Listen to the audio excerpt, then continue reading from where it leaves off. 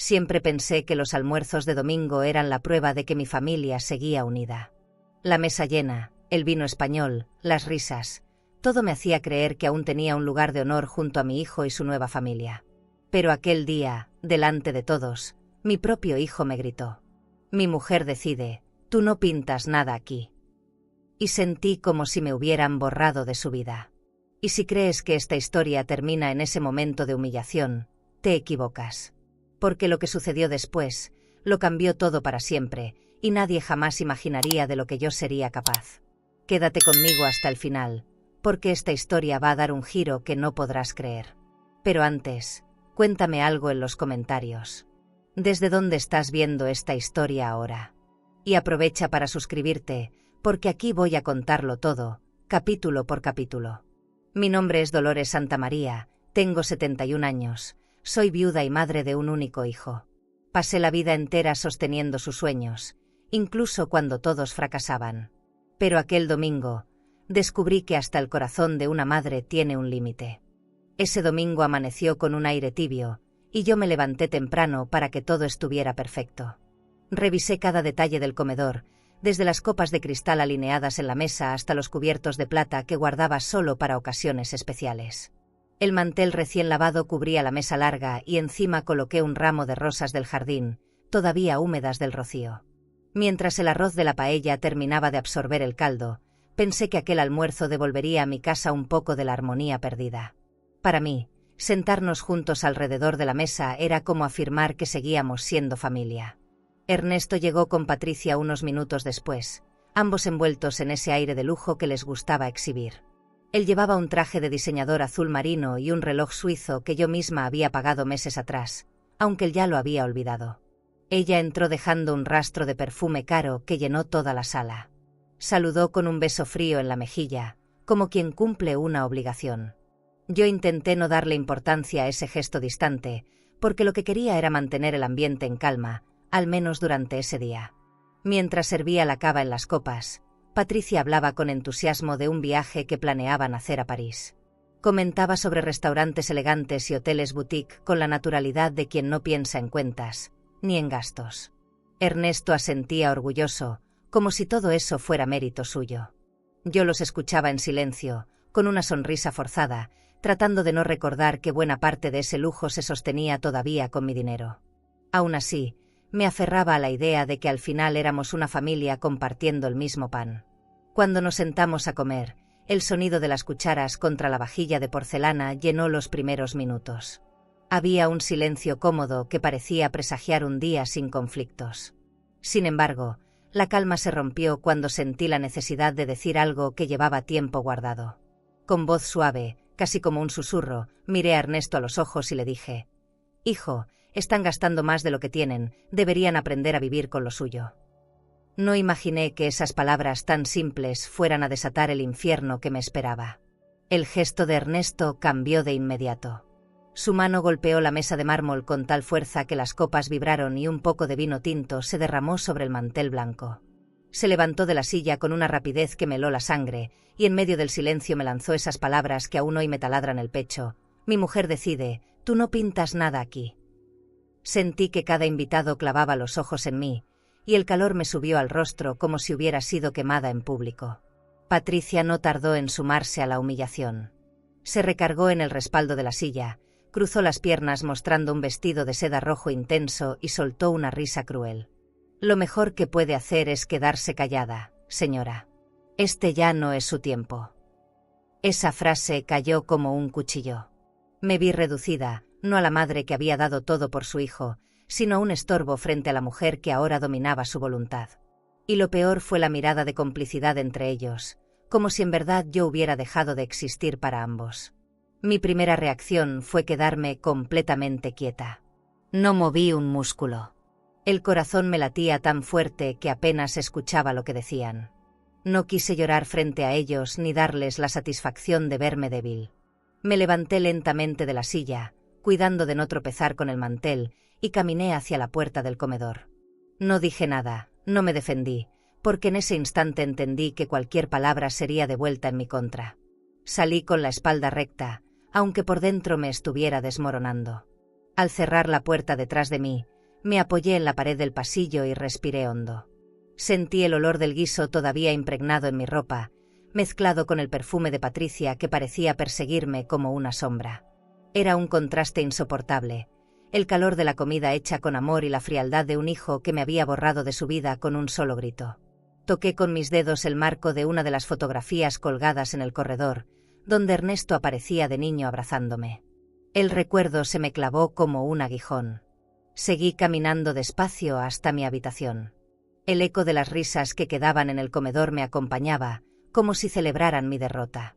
Cerré la puerta con cuidado y me dejé caer en la cama, mirando al techo.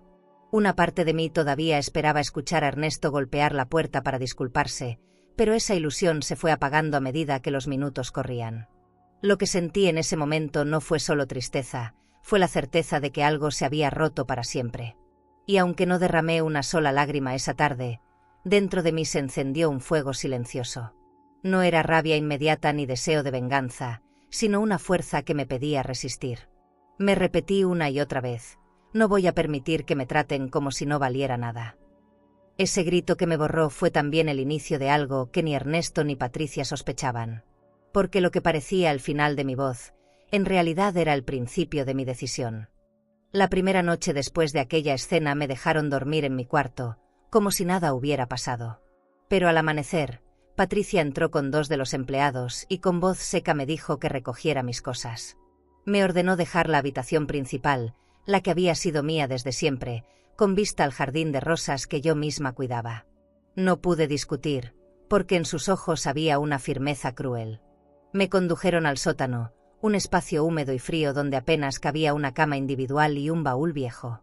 En ese instante comprendí que no solo me habían quitado el respeto, también me estaban expulsando de mi propio hogar. El sótano olía a polvo y a humedad. Había manchas de moho en las paredes y una ventana diminuta por donde apenas entraba luz.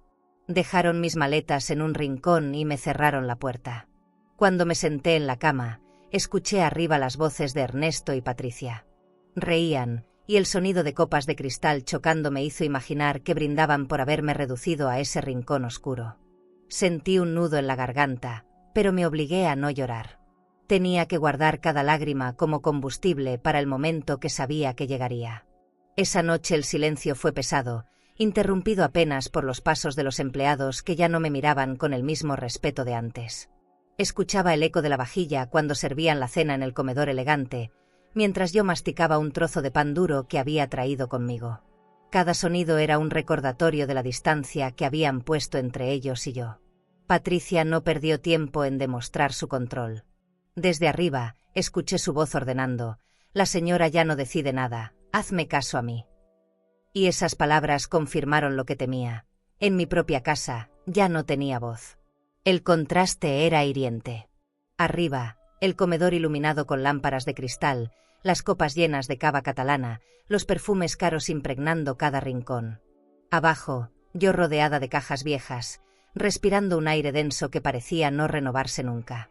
Me cubrí con una manta áspera que encontré sobre la cama y cerré los ojos, pero no pude dormir. La imagen de Ernesto golpeando la mesa de mármol volvía una y otra vez a mi mente. ¿En qué momento había perdido no solo a mi hijo, sino también mi lugar en la vida de él? Al día siguiente, cuando subí para tomar un poco de café, Patricia me detuvo en la escalera. Me miró de arriba abajo con un gesto de desprecio y dijo: «No tiene por qué subir, lo que necesite se lo bajarán». Su voz era un látigo.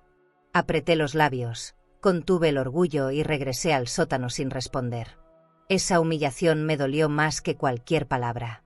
En mi propia casa, era tratada como intrusa. Y sin embargo, mientras bajaba los escalones, algo dentro de mí empezó a endurecerse, como si cada desprecio fuera forjando una coraza. Con el paso de los días, el sótano se convirtió en una prisión silenciosa. Mis pasos resonaban en el suelo de cemento, y la única compañía eran los recuerdos que guardaba en las maletas. Saqué fotografías antiguas, cartas amarillentas, objetos pequeños que hablaban de otra vida. Mirar esos recuerdos me daba fuerzas. Era como decirme: no siempre fuiste esto, no siempre te trataron así. Cada noche, al recostarme, Pensaba en el contraste brutal entre lo que había construido con años de esfuerzo y el lugar en el que me habían confinado. El sonido de las fiestas no tardó en llegar. Desde abajo podía escuchar risas, música y brindis.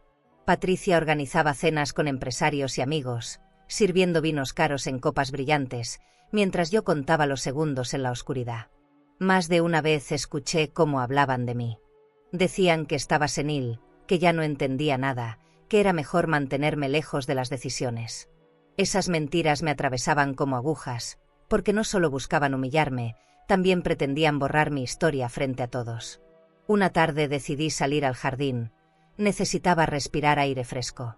Apenas crucé la puerta, Patricia apareció en la terraza con un vestido de seda verde y un vaso de champaña en la mano. Me detuvo con un gesto de su manicura impecable. «Este espacio es para nuestros invitados, no para usted». Lo dijo con naturalidad, como si yo fuera una desconocida. Miré las rosas que había plantado con mis propias manos y sentí que algo dentro de mí ardía. No respondí, solo di media vuelta y regresé al sótano. Esa fue la primera vez que me prometí no volver a permitirles esa satisfacción. Esa noche no dormí. Me quedé sentada en la cama, escuchando el goteo constante de una tubería rota. En la penumbra, mis pensamientos se volvieron más claros. Comprendí que mi silencio sería temporal, que cada desprecio, cada restricción, cada palabra hiriente estaba acumulándose como una deuda que algún día se cobraría. Ya no me veía a mí misma como una víctima, sino como alguien que estaba siendo empujada a tomar una decisión inevitable. Cuando el reloj marcó la medianoche, me levanté y abrí la pequeña ventana del sótano. El aire frío de Sevilla entró de golpe, despejando mis ideas. Miré las luces lejanas de la ciudad y respiré profundamente. Por primera vez en mucho tiempo, sentí que ese encierro no era un final, sino el inicio de algo más grande. Cerré la ventana, me arropé con la manta áspera y sonreí apenas, sabiendo que nadie arriba podía imaginar lo que estaba gestándose en mi interior. La primera vez que sospeché que algo extraño pasaba con mi dinero fue una mañana cualquiera. Fui al banco, como lo había hecho siempre, para retirar algunos fondos y pagar un par de facturas de la casa. Llevaba en mi bolso de cuero los documentos necesarios y la tarjeta de crédito que nunca me había fallado. Me senté frente al escritorio de un joven empleado, quien con una sonrisa nerviosa me pidió esperar un momento. Sus dedos corrían rápido por el teclado y, poco a poco, su expresión cambió a una incomodidad evidente. Algo no estaba bien. El muchacho carraspeó antes de hablarme. «Señora, su cuenta aparece vacía». Sus palabras me atravesaron como un rayo. No entendí al inicio, pensé que debía ser un error del sistema, una confusión que se arreglaría en segundos. Pedí que revisara de nuevo, que confirmara los movimientos recientes.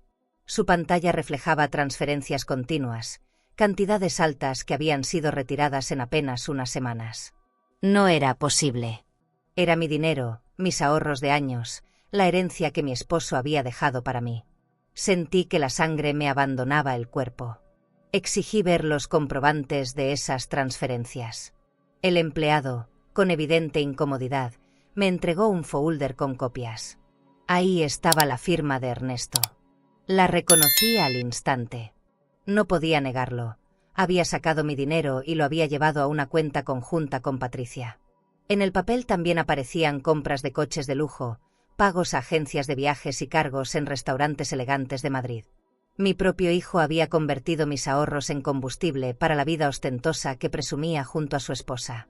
Me levanté de la silla, pero mis piernas temblaban tanto que tuve que volver a sentarme. El banco estaba lleno, y sin embargo me sentía aislada, como si el mundo se hubiera reducido al sonido de mi respiración agitada. Recordé cada vez que apoyé a Ernesto en sus negocios fallidos, cada préstamo que nunca devolvió, cada sacrificio silencioso que hice para que él no conociera la escasez. Y ahora, en lugar de gratitud, recibía un saqueo disfrazado de derecho. Me dolía más que el grito de aquel almuerzo. Esto era una puñalada directa en la confianza. Salí del banco con el folder en las manos, apretando los documentos como si fueran un pedazo de mi propia vida. Afuera, el sol brillaba con fuerza, pero para mí todo estaba gris. Caminé por la avenida sin rumbo, mirando los escaparates de tiendas con joyas, ropa de diseñador y perfumes importados. Pensé en Patricia luciendo esas mismas marcas, como si fueran conquistas propias, cuando en realidad cada una era pagada con mi dignidad. Me hervía la sangre imaginarla presumiendo ante sus amigas un bolso nuevo, mientras yo bajaba cada noche al sótano húmedo. Esa tarde, al llegar a casa, me encontré con Ernesto en la sala. Estaba recostado en el sofá, viendo televisión, con un vaso de whisky en la mano. Llevaba un reloj nuevo, más caro que el coche que conducía años atrás. No me atreví a preguntarle nada, porque sus ojos reflejaban un desprecio que me advertía que toda respuesta sería una humillación más. Lo miré en silencio, y él apenas levantó la ceja, como si mi presencia le resultara molesta. Ese gesto me confirmó que ya no me veía como madre, sino como un obstáculo. Me refugié en el sótano y extendí los documentos sobre la cama. Mis manos temblaban al pasar una y otra vez las hojas, viendo cifras exorbitantes desaparecer como agua. Era como si mi vida entera se hubiera reducido a números fríos que ya no me pertenecían. Cerré los ojos y me vi a mí misma años atrás, trabajando, cuidando de Ernesto, administrando con cuidado cada cuenta para que nunca le faltara nada. Y ahora, él había vaciado mis finanzas con la misma naturalidad con la que se servía una copa de cava en un club privado. Me pregunté cuánto tiempo llevaba planeándolo. ¿Habrá sido idea suya o de Patricia? ¿Quién firmó primero la decisión de arruinarme? Lo cierto es que ambos gozaban de mi dinero. Lo veía en sus viajes, en las fotografías que colgaban en redes sociales, en cada sonrisa frente a una mesa de restaurante elegante. Yo había quedado relegada al rincón oscuro, mientras ellos se pavoneaban como si fueran dueños de todo. Y lo peor era que nadie afuera sospechaba nada, todos creían que esa fortuna era mérito de Ernesto. Esa noche no cené. Me acosté en la cama del sótano, con los papeles todavía abiertos frente a mí, y escuché el eco de sus risas en la planta alta. Imaginé a Patricia mostrando sus nuevas joyas a alguna amiga, relatando planes de viaje, mientras Ernesto brindaba con hombres que lo trataban como empresario exitoso. Cada carcajada que llegaba hasta mí era un recordatorio de que yo había sido borrada de la historia, incluso en el origen de su riqueza. Cerré los ojos con fuerza, apretando los dientes, prometiéndome que no me quebraría. Cuando la madrugada llegó, me senté en la cama y volví a repasar cada línea de los documentos. La rabia ya no era desordenada, se había convertido en claridad. Entendí que no podía recuperar lo perdido en ese instante, pero también comprendí que el dinero no era solo dinero. Era poder. Y yo todavía tenía más poder del que ellos sospechaban. Esa revelación encendió en mí una certeza. Aún no había sido derrotada, solo me estaban subestimando. Y eso, tarde o temprano, les costaría caro. Una mañana sentí que ya no podía soportar la soledad del sótano. Tomé mi bolso de cuero, guardé los documentos que me quemaban las manos y salí a la calle con paso firme. Necesitaba aire, necesitaba palabras que no fueran órdenes o burlas. Caminé por el centro de Sevilla hasta llegar a un café donde solía reunirme con una persona que siempre había estado para mí. Al entrar, el aroma a café recién molido y pan dulce me envolvió como un abrazo cálido. Elegí una mesa cerca de la ventana, desde donde podía ver la vida de la ciudad seguir su curso sin saber nada de mi tormenta. Carmen llegó unos minutos después. Al verla, sentí que algo en mi pecho se aflojaba. Venía vestida con sencillez, pero con esa elegancia natural que no necesita joyas ni ropa de diseñador para imponerse. Se sentó frente a mí, tomó mis manos con fuerza y me miró directo a los ojos. «Te ves cansada, Lola», me dijo con voz suave. No supe por dónde empezar. Saqué los papeles del banco y los extendí sobre la mesa. Ella los revisó en silencio, su ceño se fruncía más con cada hoja que pasaba. Cuando terminó, suspiró y me acarició la mano como si quisiera impedir que me rompiera en 1000 pedazos. Le conté todo. El grito de Ernesto, la risa cruel de Patricia, el sótano húmedo donde me habían relegado, el dinero desaparecido. Carmen escuchaba sin interrumpirme, sus ojos brillaban entre la indignación y la tristeza. Me humillaron, Carmen. Me dejaron sin nada, dije con un hilo de voz. Ella apretó mis manos aún más fuerte y respondió: no estás sola, Lola. A veces la familia que nos da la vida es la que más nos traiciona, pero eso no significa que te quedes de brazos cruzados. Sentí un nudo en la garganta al escuchar esas palabras. Era como si alguien hubiera encendido una lámpara en la oscuridad donde me encontraba. El café estaba lleno de murmullos, tazas que chocaban contra los platillos y el tintinear de cucharitas removiendo azúcar. Afuera, los transeúntes pasaban apurados, pero para mí el tiempo se detuvo en esa mesa de mármol. Carmen se inclinó hacia mí y preguntó con firmeza: ¿Y qué harás, Lola? Esa pregunta me atravesó como un relámpago. Nunca me lo había formulado de manera tan clara. Hasta entonces solo había sentido rabia y humillación, pero no había transformado esa herida en acción. Levanté la mirada y, con un temblor en la voz, respondí: devolverles cada lágrima, multiplicada. Al pronunciar esas palabras, me sorprendí a mí misma. Era como si otra Dolores hubiera hablado desde dentro de mí, una que ya no estaba dispuesta a mendigar respeto. Carmen asintió despacio, como si hubiera esperado escuchar eso desde el principio. Me recomendó prudencia, me recordó que tenía que ser astuta, no impulsiva. El silencio es tu aliado, Lola. Ellos creen que ya te borraron, y ahí está tu fuerza. No sospecharán lo que estás tramando. Sentí un escalofrío recorrerme, porque nunca me había visto como alguien capaz de planear algo así. Pero en ese momento lo entendí. Ya no era cuestión de venganza, era cuestión de dignidad. Pedimos 2 cafés más, y mientras el vapor subía de las tazas, Carmen me habló de un abogado en Madrid. Un hombre recto, sin miedo a enfrentarse a casos complicados, alguien que podía ayudarme a recuperar no solo el dinero, sino también la voz que me habían arrebatado. Me entregó una tarjeta con un número escrito a mano. La sostuve entre mis dedos como si fuera una llave. Sentí un cosquilleo extraño, una mezcla de miedo y esperanza. Era el primer paso hacia algo que todavía no alcanzaba a imaginar, pero que intuía que cambiaría el rumbo de mi vida. Al despedirnos, Carmen me abrazó largo, fuerte, como pocas veces lo había hecho. «Recuerda quién eres», susurró cerca de mi oído. Caminé de regreso por las calles de Sevilla con la tarjeta en mi bolso y el corazón latiendo con más fuerza. Miraba los escaparates de tiendas con vestidos de seda, bolsos de diseñador y perfumes que brillaban bajo la luz del mediodía, y pensé que algún día Patricia ya no tendría acceso a nada de eso. Sonreí apenas, con la certeza de que el lujo que ahora exhibían sería efímero. Y que yo, desde mi silencio, había comenzado a escribir otra historia. Esa tarde volví al sótano, pero algo había cambiado en mí. El mismo espacio oscuro y húmedo ya no me parecía una prisión, sino un refugio secreto donde podía ordenar mis pensamientos. Puse la tarjeta del abogado sobre la mesa y la miré como si fuera un faro. Pasé los dedos por las fotografías antiguas que guardaba en una caja y me prometí que no volvería a permitir que esas memorias fueran pisoteadas por nadie. Respiré hondo, dejando que la idea de una nueva Dolores se asentara en mi mente. Una Dolores que no estaba dispuesta a rendirse. Por primera vez en semanas, dormí con cierta paz. Soñé con mi marido Antonio, que me miraba con orgullo desde un balcón iluminado. Al despertar, sentí que sus ojos seguían conmigo, como recordándome que la dignidad no se negocia. Tomé el folder con los documentos y lo coloqué junto a la tarjeta del abogado. El plan aún era borroso, pero sabía que lo trazaría paso a paso. No iba a ser fácil, pero tampoco imposible. Porque ya no estaba hundida en la desesperación. Ahora tenía una aliada, una amiga que me devolvía el espejo donde podía reconocerme. Esa mañana entendí que no había perdido todo.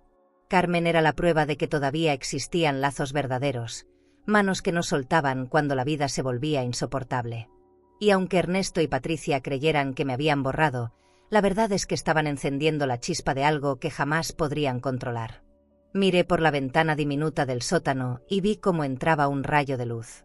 Fue entonces cuando lo supe. La guerra aún no había empezado, pero yo ya había decidido pelearla. ¿Y tú? ¿Crees que una madre debe perdonar todo a un hijo, incluso cuando la humilla delante de extraños? Llamé al número que Carmen me había dado después de varios días de dudas. Tenía la tarjeta sobre mi mesa del sótano y la miraba como si guardara un secreto peligroso. Finalmente marqué, y al otro lado una voz firme respondió: despacho del licenciado Javier Ortega. Su tono transmitía seguridad, y aunque me temblaban las manos, pedí una cita. Colgué con el corazón acelerado. Sentí que acababa de cruzar una frontera invisible. Ya no era solo una madre dolida, ahora era una mujer decidida a recuperar lo que me habían robado. El despacho estaba en Madrid, en un edificio elegante de oficinas con piso de mármol y ventanales enormes que dejaban entrar la luz de la ciudad. Cuando crucé la puerta, me recibió una secretaria impecable, de traje sobrio y sonrisa profesional. Todo olía a café recién hecho y a perfume discreto. Me condujo a una sala de espera con sillones de cuero que parecían tragarse el cansancio de quien se sentaba. Observé los cuadros modernos colgados en las paredes, y por un instante me pregunté si mi dinero también había terminado en un lugar así de lujoso, financiando caprichos ajenos. Cuando Javier Ortega apareció, entendí por qué Carmen confiaba en él.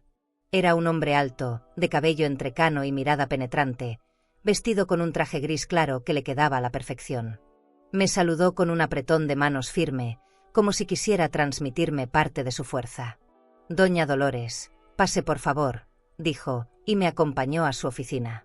Ahí todo era sobriedad y poder: un escritorio de madera maciza, estantes repletos de libros de derecho, una lámpara de cristal que colgaba sobre su cabeza. Tomé asiento frente a él, sintiendo que mis papeles pesaban más de lo normal en mi bolso. Saqué los documentos del banco y los coloqué sobre el escritorio. Mientras él los revisaba, yo observaba cada gesto de su rostro. No tardó en levantar la mirada con una seriedad que me estremeció. «Esto es grave», dijo con voz pausada. «Aquí hay un patrón claro: transferencias continuas, retiros de grandes cantidades, firmas que prueban la complicidad. Usted ha sido despojada de su patrimonio por su propio hijo». Sentí que mi garganta se cerraba. Que alguien lo dijera en voz alta me dolió más que el grito en aquel comedor. Sin embargo, también me confirmó que no estaba imaginando nada. Era real, y había pruebas. «¿Está segura de querer enfrentarlo?», preguntó después de un silencio prolongado. Lo miré directo a los ojos, sosteniendo la presión en mi pecho. «Más que segura», respondí. «Lo que no tengo es tiempo para debilidades». Noté que Ortega sonrió apenas, como quien reconoce la determinación en un cliente. Cerró el folder con firmeza y lo colocó a un lado. «Entonces prepárese, doña Dolores. Esto va a cambiarlo todo». Al escuchar esa frase, sentí un escalofrío recorrerme la espalda. Era como si alguien hubiera encendido un motor que llevaba mucho tiempo detenido dentro de mí. Javier empezó a explicarme los pasos legales. Congelar cuentas, bloquear tarjetas de crédito, rastrear propiedades adquiridas con mis fondos. Cada palabra era un golpe seco contra la imagen que Ernesto había construido. Lo imaginaba bebiendo champaña en algún restaurante elegante, sin sospechar que debajo de su copa ya se movían las piezas que lo derrumbarían. Escuchar a Ortega me dio la sensación de recuperar un poco de control, de volver a pisar terreno firme después de semanas de sentir que me arrancaban el suelo bajo los pies. No fue fácil escuchar todo el proceso. Había términos legales que apenas entendía, pero Javier tenía una forma de hablar clara, directa, como quien sabe que la verdad duele pero libera. Tomaba notas en una libreta de cuero mientras me preguntaba por detalles de mi vida financiera. Le confesé que había dejado todo en manos de Ernesto, confiando ciegamente, sin imaginar que usaría esa confianza como un arma contra mí. «No se culpe por amar demasiado», dijo él, sin levantar la vista. Esa frase se me quedó clavada, porque nunca lo había pensado así. Yo lo llamaba ingenuidad, pero en realidad había sido amor. Cuando terminó de hablar, me quedé en silencio unos segundos. Miré por la ventana de la oficina y vi cómo el sol caía sobre los edificios de Madrid. Pensé en la vida de lujo que Ernesto y Patricia llevaban con mi dinero: hoteles boutique, viajes de placer, cenas privadas en clubes exclusivos. Mientras tanto, yo bajaba cada noche a un sótano oscuro. La injusticia me quemó por dentro, pero esta vez la rabia tenía un cauce.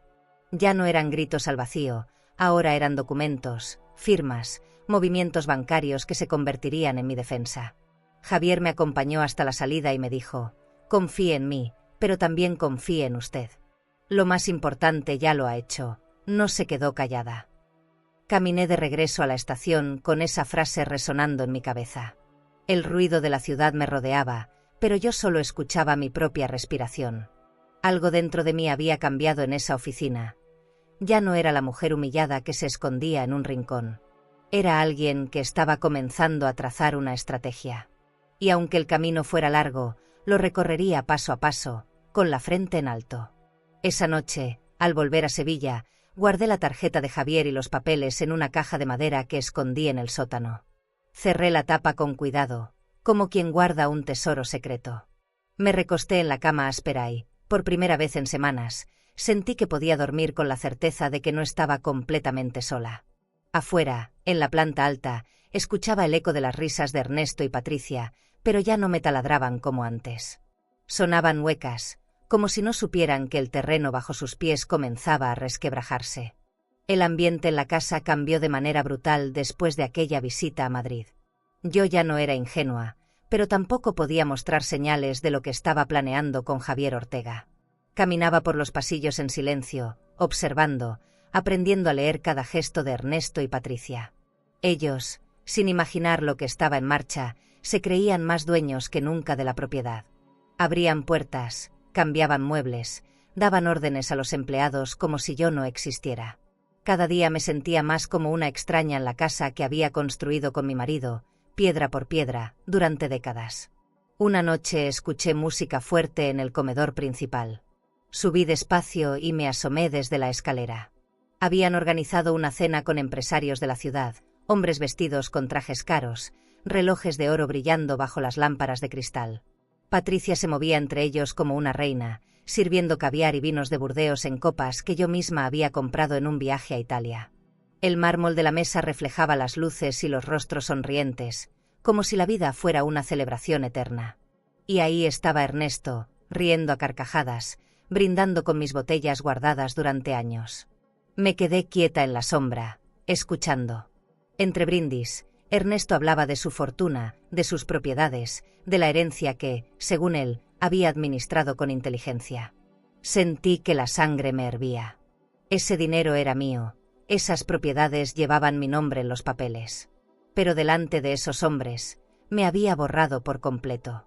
Patricia asentía con cada palabra, reforzando su discurso, mostrando su vestido de seda azul y un collar de perlas que seguramente había comprado con mis fondos. Era como ver mi vida convertida en escenario de teatro barato, donde yo no tenía papel. Cuando los invitados comenzaron a elogiar a Patricia por su buen gusto, recordé cada factura que había pagado, cada cheque que había firmado para sostener los caprichos de ambos. Ernesto alardeaba de viajes a Dubái y a París, describía hoteles boutique con suites privadas y spas de lujo. Yo había financiado todo eso sin saberlo. Era como escuchar un inventario de mi propia traición, recitado en voz alta ante extraños que aplaudían como si fuera mérito suyo. Me mordí los labios para no gritar, porque sabía que mi momento aún no había llegado. Los empleados, que alguna vez me habían servido con respeto, ahora giraban alrededor de Patricia como satélites. Uno de ellos me vio en la escalera y bajó la mirada de inmediato, como si reconocerme estuviera prohibido. Ese gesto me dolió más que los comentarios de los invitados. Comprendí que Patricia no solo me había quitado dinero y espacio, también había comenzado a reescribir la historia dentro de la casa. Ella era ahora la señora Santa María para todos, y yo apenas un fantasma que vivía escondido en un rincón oscuro. Me retiré antes de que alguien notara mi presencia. Bajé al sótano con un nudo en la garganta, pero también con una certeza más firme que nunca. La mentira en la que vivían era tan grande que pronto se desplomaría. Coloqué los documentos de Javier sobre la mesa y los repasé a la luz tenue de una lámpara vieja. Cada transferencia, cada gasto registrado, era una prueba más de que su imperio de lujo estaba construido sobre el robo. Y en el fondo, aunque me doliera, saberlo me dio calma. Nada de lo que presumían les pertenecía realmente. Esa noche escuché las risas y los brindis resonar por toda la casa. Imaginé las copas de cristal chocando, el caviar servido sobre platos delicados, las miradas de admiración hacia Patricia. Todo mientras yo masticaba un pedazo de pan duro en la oscuridad del sótano. El contraste era tan hiriente que me costaba respirar. Cerré los ojos y pensé en Antonio, en cómo habría reaccionado si viera a su hijo convertido en verdugo de su propia madre. No encontré respuesta, solo la certeza de que él me hubiera pedido no rendirme. Pasaron los días y las cenas se hicieron frecuentes. Cada evento era más ostentoso que el anterior, con flores traídas de Holanda, música en vivo y postres importados. Desde abajo, yo escuchaba la música mezclada con risas, y sentía que cada nota era un recordatorio de mi destierro. Patricia organizaba esos banquetes como si fueran coronaciones, y Ernesto jugaba el papel de rey satisfecho. Pero mientras más alto se creían, más claro veía yo la caída que los esperaba. La arrogancia siempre cobra su precio, y ellos estaban pagando la entrada a su propia ruina. Una tarde encontré a Patricia en el pasillo, con un vestido de satén verde y un bolso de diseñador colgando del brazo. Me miró como si fuera invisible y siguió su camino sin pronunciar palabra. Ese gesto, esa indiferencia calculada, fue más hiriente que una bofetada. Sentí un frío recorrerme el cuerpo, pero también una fuerza nueva nacer en mi interior. No podía seguir esperando compasión de quienes solo sabían humillar. Mi venganza no sería ruidosa, sería precisa. Y lo mejor de todo es que no sospechaban nada. Esa noche, al cerrar la puerta del sótano, me quedé sentada en silencio, dejando que los sonidos de la fiesta se filtraran hasta mí. Escuchaba el eco de copas y voces lejanas, pero mi mente estaba en otro lugar. Ya no pensaba en mi dolor, pensaba en la estrategia. En cómo cada uno de esos lujos que mostraban con tanto orgullo se convertiría en el peso que los arrastraría hacia abajo. Porque la traición dentro de casa no se olvida, y yo ya había comenzado a escribir la forma en que la pagarían. Desde afuera todo parecía perfecto: jardines podados, portón de hierro abriéndose con un portero impecable y lámparas de cristal que hacían brillar la fachada cada atardecer. Yo caminaba por las aceras de Sevilla con la sensación extraña de ser dueña de una casa que sin embargo me negaba el paso. Mientras tanto, dentro, las cenas seguían reuniendo a gente con trajes caros y relojes brillantes. Hablaban de inversiones, de propiedades y de nombres que a mí me sonaban lejanos. Patricia se movía entre ellos como si hubiera nacido entre esos salones, y su risa, afinada, estudiada, cortaba cualquier posibilidad de acercamiento. La casa era ahora un escenario donde se ejecutaba una función que no me permitían protagonizar. Una tarde de misa, la señora de la parroquia me saludó desde lejos con una sonrisa complaciente mientras Patricia se acercaba con paso altivo, su anillo de esmeraldas centelleando bajo el sol. Me sorprendió la rapidez con la que la gente aceptaba la versión que ella vendía: una mujer elegante, filántropa, dueña de gran parte del patrimonio familiar. Nadie preguntaba por los detalles que yo conocía. Nadie reparaba en las facturas que yo había pagado ni en las noches en que me desvelé por problemas que ahora se vendían como éxitos de Ernesto. Sentí un cansancio profundo ante tanta máscara social que ocultaba la realidad. Las tertulias en el club privado comenzaron a mencionar el nombre de mi hijo como si fuera ejemplo de éxito. Hombres con corbatas delgadas y voces graves celebraban sus negocios mientras yo escuchaba, invisible, desde la distancia. Me pregunté cómo alguien puede construirse una reputación sobre mentiras y transferencias ajenas. Pensé en las cuentas congeladas que Javier había empezado a tramitar y en la claridad que esa acción traerá tarde o temprano. A pesar del furor con el que ellos vitoreaban, yo había aprendido a medir el lujo en silencio. Un reloj caro no tapa la falta de respeto, ni una suite en hotel boutique compra la lealtad de quien te dio la vida. Un día, una vecina me llamó para invitarme a un té. Quería que regresara a las reuniones del barrio para que todo volviera a la normalidad. Al llegar, encontré en la sala fotos donde Patricia aparecía junto a benefactores locales, siempre con una sonrisa compuesta y un bolso de cuero que dejaba en evidencia su gusto por lo ostentoso. Me senté y fingí interés, mientras por dentro contaba las cuentas que no existían ya. Cuando alguien habló de la generosidad de la nueva señora de la casa, sentí la mandíbula apretada. La ironía dolía porque la generosidad que alababan era la que yo había financiado con mis ahorros. Esa noche regresé al sótano con el peso de las conversaciones resonando en mi cabeza. Habían llenado mi casa de cuadros modernos y alfombras persas, como si el valor de una vida se midiera en obras de arte y muebles importados. Yo, en cambio, guardaba en una caja las listas de transferencias, comprobantes que mostraban cómo mi cuenta había sido vaciada sin remordimiento. Me senté a revisar de nuevo cada papel, y entre los pliegues sentí la certeza de que la verdad, por más oculta que esté bajo brillo y terciopelo, siempre encuentra una rendija por donde colarse. Al transcurrir los días, noté que había una red de apariencias que protegía a Patricia y a Ernesto. Conocidos, empresarios, hasta algún político local que sonreía a los eventos. Esa red les daba impunidad social, sin embargo, también les creaba exposición.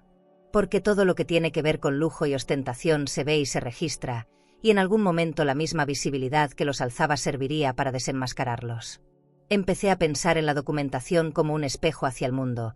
No necesitaba gritar para que vieran, bastaba con mostrar lo que estaba detrás del brillo de sus vidas. Una tarde, mientras ellos organizaban una subasta benéfica en la sala principal, Patricia me cruzó sin saludar y dejó un platazo con canapés frente a una invitada que la elogió por su gusto exquisito. Observé desde el corredor cómo servían champaña en copas finas y cómo hablaban de obras de caridad, y me pregunté si alguna vez entenderían la ironía de usar la generosidad como máscara cuando la fuente estaba podrida. Guardé silencio porque Javier me había pedido discreción. Aunque doliera, sabía que la estrategia era contenerme hasta el momento oportuno. En una de esas reuniones, escuché a Ernesto hablar de una inversión en un hotel boutique en la Costa del Sol. Su voz sonaba confiada, y los hombres aplaudían. Recordé las transferencias que aparecían en los papeles, pagos a una cuenta que llevaba 2 nombres, el suyo y el de Patricia, y la sensación de usurpación me encendió por dentro. Comprendí que la arrogancia les vendría cara porque cuanto más alto volaran con ese lujo, mayor sería la caída cuando la verdad se hiciera pública. Pensé en el banco, en la tarjeta de crédito bloqueada que aún no habíamos activado oficialmente, y en el paso final que Javier había prometido dar. Aquella noche, al cerrar los ojos sobre la manta áspera, me llegó una imagen clara: Patricia en la sala, rodeada de invitados, y yo entrando con los documentos en la mano, sin gritos, sin escándalo, solo con hechos. Visualicé su máscara cayendo, pieza por pieza, como un telón que revela lo que hay detrás. No era una venganza ruidosa, era la certeza tranquila de quien sabe que la justicia, aunque tarde, llega con pruebas en la mano. Me dormí con la sensación de que la paciencia sería mi mejor herramienta frente a la sociedad que los imitaba. Desperté al día siguiente con la sensación extraña de que algo en el aire había cambiado. No podía precisar si era mi ánimo o un movimiento silencioso que empezaba a aflorar alrededor de la casa. Salí al jardín y observé las flores que aún florecían a pesar del descuido de quienes ahora la habitaban. Sentí una mezcla de pena y ternura por lo que había construido y por lo que aún quedaba por defender. Tomé los papeles y los guardé con cuidado, como quien protege lámpara encendida la noche.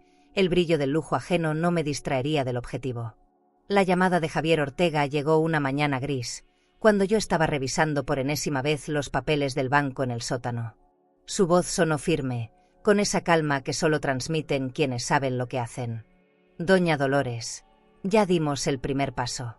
Las cuentas han sido congeladas temporalmente. Al escuchar esas palabras sentí que el aire volvía a entrar en mis pulmones. Era como si de pronto se hubiera abierto una ventana en esa habitación húmeda. Colgué y me quedé sentada un largo rato, apretando el teléfono entre mis manos, dejando que esa frase se grabara en mi memoria. Subí a la cocina con la sensación de estar pisando terreno nuevo. Allí estaban Patricia y Ernesto discutiendo sobre un viaje que planeaban hacer a Roma, hablando de reservar en un hotel boutique con vista al Coliseo. Me quedé escuchando desde la puerta, conteniendo una sonrisa amarga. No sabían que esa tarjeta de crédito con la que soñaban pagar su suite ya estaba inutilizable. El contraste entre su entusiasmo y la verdad que yo guardaba en silencio me dio una fuerza inesperada.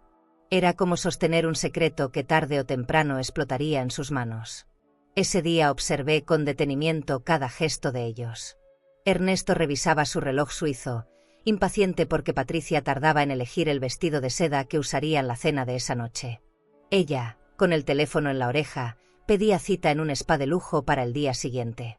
Yo escuchaba todo desde un rincón, sintiendo que esas palabras flotaban en el aire sin saber que pronto se derrumbarían. Cada vez que mencionaban dinero, viajes o compras, yo pensaba en los documentos guardados bajo mi cama y en el abogado que los estaba convirtiendo en armas legales. Por la tarde llegaron unos amigos de Ernesto.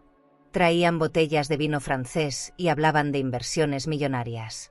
Uno de ellos felicitó a Patricia por su capacidad de administrar la fortuna familiar, y ella, sin rubor, agradeció con una sonrisa calculada. Yo observaba en silencio desde la escalera. Cada palabra era una mentira repetida, pero yo no interrumpí. No era el momento de desenmascararlos. El salón, adornado con lámparas de cristal y muebles importados, parecía una escena de teatro. Y como toda obra, sabía que tendría un final. Esa noche, cuando los invitados se fueron, escuché a Ernesto enojado. Golpeaba el teléfono contra la mesa de mármol, reclamando al banco porque no podía retirar fondos. Patricia intentaba calmarlo, sugiriendo que era un error temporal. Yo, desde mi habitación improvisada, tuve que morderme los labios para no soltar una carcajada. Era la primera grieta visible en el muro que habían construido. El sonido de sus voces alteradas me confirmó que mi decisión había sido la correcta. No había vuelta atrás. Los días siguientes fueron un espectáculo silencioso para mí. Ernesto llamaba una y otra vez al banco, su tono pasaba de la soberbia a la súplica. Patricia revisaba su tarjeta de crédito en el portal electrónico sin encontrar respuesta. Yo los miraba caminar por la casa con nerviosismo, como animales enjaulados. Era la primera vez que los veía vulnerables. Y aunque aún no sospechaban de mí, yo sabía que el golpe que habían recibido era solo el inicio de una cadena que los dejaría expuestos ante todos. Una tarde, mientras me servía un café en la cocina, Patricia entró con el ceño fruncido. Olía a perfume importado, pero esa vez no llevaba la sonrisa altiva de siempre. «¿Has notado que el banco está bloqueando cosas?», me preguntó, como tanteando terreno. Fingí sorpresa, levantando las cejas. «Yo ya no manejo cuentas, Patricia, ustedes decidieron todo», respondí con calma. Vi en sus ojos un destello de duda, como si por primera vez se preguntara si yo aún tenía poder en mis manos. Esa chispa me dio vida. Esa noche me acosté con una sensación distinta. El sótano ya no era solo un espacio de castigo, ahora era un cuartel secreto desde donde se movían las piezas. Mientras arriba ellos vivían el inicio de la incomodidad, yo disfrutaba la certeza de que no podían imaginar lo que estaba por venir. Me cubrí con la manta áspera y cerré los ojos, escuchando en mi mente la voz de Javier: «Esto va a cambiarlo todo». Sonreí apenas, sabiendo que el juego recién comenzaba. El primer movimiento estaba hecho, y con él, mi dignidad había dado un paso adelante. Ya no me sentía borrada, ni un fantasma que se arrastraba entre cajas viejas. Era alguien que había recuperado su decisión, su lugar en la historia. Ernesto y Patricia podían seguir vistiendo seda y sirviendo champaña en copas finas, pero la realidad ya les respiraba en la nuca. Y yo, desde el silencio, era quien sostenía la llave. ¿Y tú? ¿Qué crees que duele más? ¿Que un hijo te robe el dinero o que te robe la dignidad? Los rumores del bloqueo en sus cuentas no frenaron los planes de Ernesto y Patricia. Una mañana escuché cómo hablaban con una agencia de viajes, reservando boletos de avión y una suite en un hotel de 5 estrellas en Dubái. Patricia describía con detalle la piscina infinita, las alfombras persas en las habitaciones y los restaurantes elegantes dentro del complejo. Ernesto asentía con entusiasmo, convencido de que nada podía arruinar su escapada de lujo. Desde mi rincón, lo escuchaba todo y me preguntaba cuánto tardarían en descubrir que su banquete estaba financiado con humo. El día de la partida fue un desfile de ostentación. Patricia bajó las escaleras con un vestido de seda beige, cargando un bolso de diseñador y una maleta nueva con iniciales grabadas en oro. Ernesto, con lentes oscuros y un traje ligero, parecía un actor saliendo hacia un estreno. Yo los vi marcharse desde la ventana pequeña del sótano, y por un instante sentí un vacío extraño. Se iban con mi dinero, con mi esfuerzo, con los años que me pertenecían. Pero enseguida respiré profundo. Cada paso que daban hacia ese viaje los acercaba más al precipicio. Mientras ellos volaban a miles de kilómetros, yo aproveché para reorganizar mis papeles. Extendí sobre la mesa los comprobantes de transferencias y repasé cada detalle. Javier Ortega me había explicado que toda compra, cada pago en hoteles boutique o restaurantes caros, era una prueba de malversación. Me sentí fuerte sabiendo que sus caprichos se convertían en mis armas. El sótano, iluminado solo por una lámpara vieja, se transformaba en mi sala de estrategia, mientras ellos brindaban con champaña en la terraza de un rascacielos. Al tercer día recibí una llamada de Carmen. Me contó que había visto fotos de Ernesto y Patricia en redes sociales. «Parecen reyes», dijo con ironía.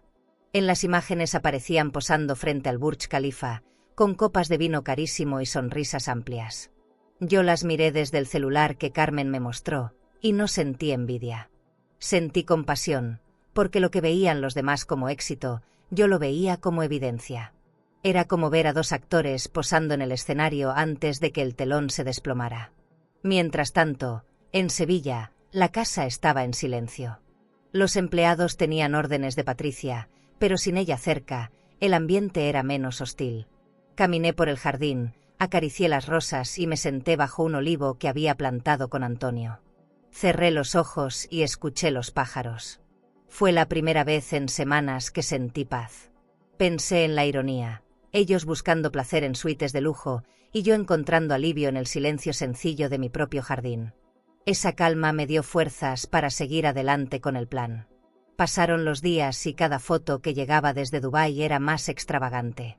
Patricia en un spa de lujo con mascarillas doradas, Ernesto conduciendo un coche deportivo en el desierto, cenas con velas frente al mar. Cada imagen era un recordatorio de mi humillación, pero también una confirmación de que no tenía ni idea de lo que se estaba gestando.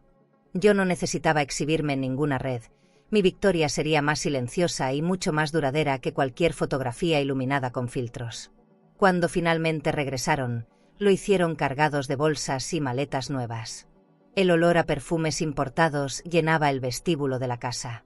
Los escuché hablar de relojes comprados en boutiques exclusivas y de joyas que Patricia había escogido como recuerdo del viaje. Se abrazaban satisfechos, seguros de que su mundo seguía intacto. Yo los observaba desde la sombra de la escalera, sintiendo que regresaban más ciegos que nunca. No sabían que mientras ellos volaban, yo estaba clavando la primera piedra de su caída. Esa noche, Ernesto se encerró en el estudio a revisar sus cuentas en la computadora. Desde mi habitación improvisada escuché los golpes secos de sus manos contra el teclado. Patricia lo interrumpía con frases nerviosas. «Es un error del banco, mañana lo arreglamos». El tono en su voz ya no era tan seguro, y eso me hizo sonreír. Sabía que el viaje, en lugar de ser un triunfo, había sido el último lujo permitido antes de que la verdad se impusiera. Yo, desde abajo, guardaba silencio. El sótano se había convertido en mi refugio y mi sala de guerra. Me recosté en la cama y volví a mirar el folder con documentos. Pensé en Antonio, en cómo me hubiera dicho que no hay injusticia eterna.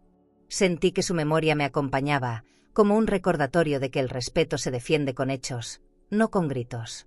Cerré los ojos con la certeza de que cada paso me acercaba al momento de mostrar mi verdad. Cuando dormí aquella noche, soñé con el desierto que había visto en las fotos de Ernesto. Arena infinita, lujos pasajeros y un sol abrasador que lo cubría todo. Al despertar entendí el mensaje.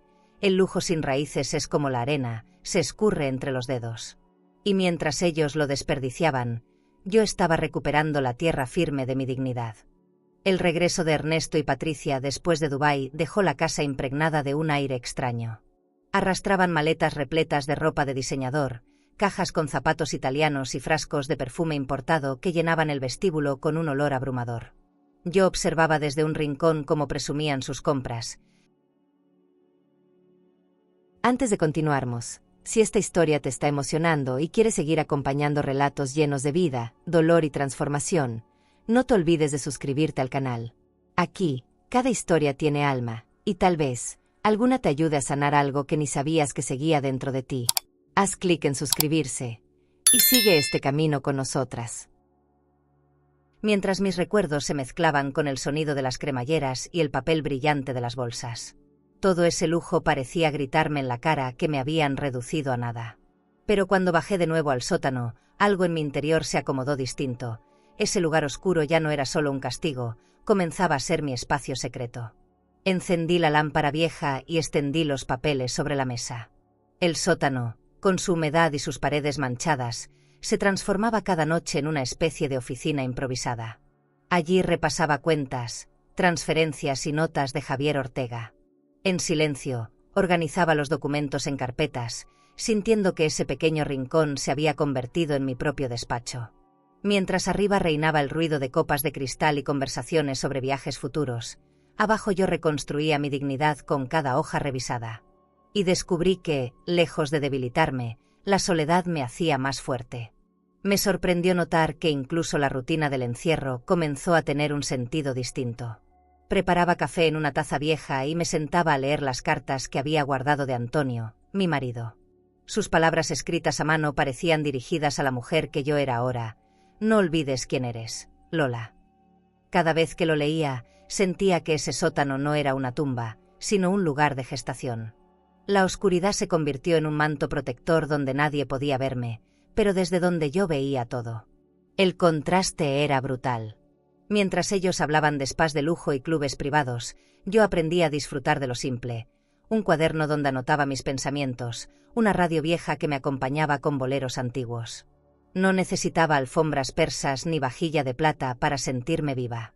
Lo que necesitaba era recuperar mi lugar en la historia, y esa certeza crecía conmigo cada día en ese rincón olvidado. El sótano se volvió un espejo, me mostraba lo que había perdido, pero también lo que todavía podía ganar. Algunas noches, cuando escuchaba el eco de fiestas en la planta alta, me recostaba en la cama y cerraba los ojos. Imaginaba la escena, Ernesto brindando con cava, Patricia exhibiendo joyas brillantes. Y luego me veía a mí, entrando en ese salón con los documentos en la mano, dejando caer una verdad imposible de refutar. Esas imágenes me mantenían despierta, pero también me daban calma. No necesitaba venganza estridente, lo que estaba preparando era justicia, y el sótano era el lugar donde esa justicia se cocinaba a fuego lento. Comencé a escribir cartas a mí misma, como un diario secreto. Ahí confesaba mis miedos, mis rabias, mis pequeñas victorias. Cada frase era una forma de recordarme que aún existía, que no era invisible, que seguía siendo Dolores Santamaría, dueña de su voz. Guardaba esas cartas en una caja de madera junto a los documentos. Era mi tesoro escondido, mi refugio emocional y legal. Lo que Ernesto y Patricia nunca imaginaron es que, al relegarme al sótano, me estaban dando un espacio para planear mi resurrección. Con el tiempo, incluso los sonidos de la casa se volvieron señales. El crujido de las escaleras me indicaba sus pasos, el tintinear de copas me hablaba de invitados, las conversaciones a media voz eran pistas que yo analizaba con cuidado. Aprendí a leer sus hábitos como un espía silencioso. Y cada detalle que captaba era un hilo más en la red que Javier y yo íbamos tejiendo. El sótano, con su aire cargado, era incómodo físicamente, pero se había convertido en mi ventaja estratégica. Una noche, bajé al baúl donde guardaba recuerdos de mi juventud. Encontré un vestido de seda azul que había usado en una fiesta con Antonio años atrás. Lo toqué con nostalgia, sintiendo la suavidad de la tela entre mis dedos. Lo colgué frente a mí como un recordatorio de lo que aún podía mostrarle al mundo. No era una anciana derrotada, era una mujer que sabía esperar el momento para volver a levantarse con elegancia. Esa visión me sostuvo durante días. Mientras tanto, Ernesto seguía desesperado por el dinero bloqueado. Lo escuchaba hablar por teléfono con tono cada vez más agresivo, mencionando tarjetas canceladas y cuentas inaccesibles. Patricia intentaba calmarlo con frases como «ya se resolverá», pero yo sabía que la grieta crecía. Y en ese silencio de mi sótano, sentía que cada grito suyo era un ladrillo menos en la muralla que habían levantado. Yo solo esperaba, paciente, porque el tiempo trabajaba a mi favor. El sótano ya no era un lugar de vergüenza, se había convertido en mi refugio, mi taller de resistencia. Allí descubrí que no necesitaba salones iluminados ni aplausos sociales para recuperar mi dignidad. Lo único que requería era tiempo, estrategia y el valor de no rendirme.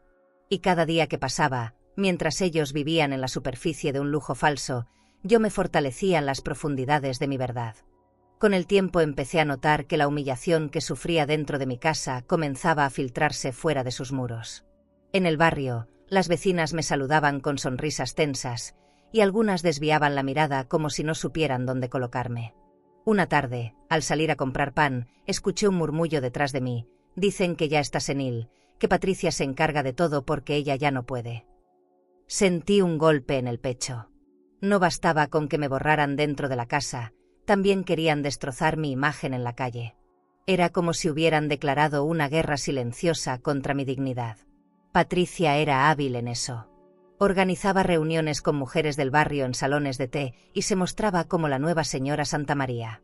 Llegaba con vestidos de seda impecables, joyas que brillaban bajo las lámparas y bolsos de diseñador colgando de su brazo. Hablaba de viajes y de donaciones que supuestamente financiaban con sus ahorros familiares. Las escuchaba desde lejos, con una mezcla de rabia y tristeza. Sabía que cada palabra era mentira, pero las apariencias pesan más que la verdad cuando el lujo las respalda. Y ella lo usaba como arma. Una vez, en la misa dominical, escuché a dos señoras comentar que Ernesto había salvado a la familia de una crisis con su visión financiera. Quise girarme y gritarles que la única visión que tenía mi hijo era la de vaciar mi cuenta, pero me contuve. El silencio se volvió mi escudo, aunque me quemaba por dentro. En la homilía, el sacerdote hablaba de perdón, y yo sentía que esas palabras se clavaban en mí como espinas. ¿Perdonar? a quien me trataba como desecho. Mi fe estaba en crisis, y cada domingo se volvía una prueba de resistencia. El sótano me daba refugio, pero no podía aislarme del todo. Las intrigas corrían más rápido de lo que yo podía detener. Me enteraba de chismes absurdos, que yo había perdido la cabeza, que era un gasto inútil, que estaba a punto de ser enviada a una residencia. Patricia difundía esas versiones con una sonrisa dulce, como si hablara preocupada por mi bienestar. Esa máscara de falsa bondad era su mejor disfraz. Y ver cómo la gente le creía me rompía el alma, porque sentía que me arrebataban incluso la historia que había construido con mis manos. Una tarde, al regresar del mercado, Carmen me alcanzó en la esquina. Me tomó del brazo y me susurró: «Ten cuidado, Lola. Están diciendo que pronto te sacarán de la casa. Patricia ya habla con abogados de residencias privadas». Me quedé paralizada en medio de la acera, con la bolsa de verduras en la mano. El corazón me latía con furia, pero también con miedo. Carmen intentó tranquilizarme, asegurando que no lo permitiría, que yo no estaba sola. La abracé fuerte, agradeciendo su lealtad, y comprendí que la guerra que se libraba ya no era solo por dinero, sino por mi existencia misma. Al llegar esa noche al sótano, repasé los papeles con un nuevo enfoque. No solo eran pruebas de robo, eran mi salvavidas contra la mentira que querían imponer. Si me declaraban senil, si intentaban encerrarme, esos documentos demostrarían que yo seguía lúcida, que cada decisión estaba tomada con claridad. El miedo se transformó en determinación. Encendí la lámpara, respiré hondo y pensé: no voy a dejar que me entierren viva. No mientras tenga la fuerza de sostener un papel en la mano y la memoria intacta en mi cabeza. Patricia, sin embargo, se movía con una seguridad inquietante. La vi recibir a unas vecinas en el jardín, vestida con un traje de lino blanco y perfume caro que impregnaba el aire. Les hablaba de Ernesto como un hombre ejemplar y de ella misma como una esposa dedicada. Yo observaba desde la ventana del sótano y comprendí que no bastaba con resistir, tendría que golpear en el momento justo. Esa mujer estaba construyendo un imperio de mentiras, y yo sería la encargada de derrumbarlo con un solo movimiento. Lo más doloroso fue escuchar a Ernesto repetir esas intrigas en público. Un día, en una reunión de negocios, lo oí decir que yo ya no podía tomar decisiones importantes, que la edad pesa. Me ardió el corazón. Mi propio hijo, al que había dado todo, confirmaba las mentiras de Patricia frente a extraños.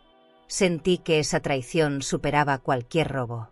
El dinero se recupera, pero la voz de un hijo diciendo que su madre ya no sirve, eso destruye por dentro.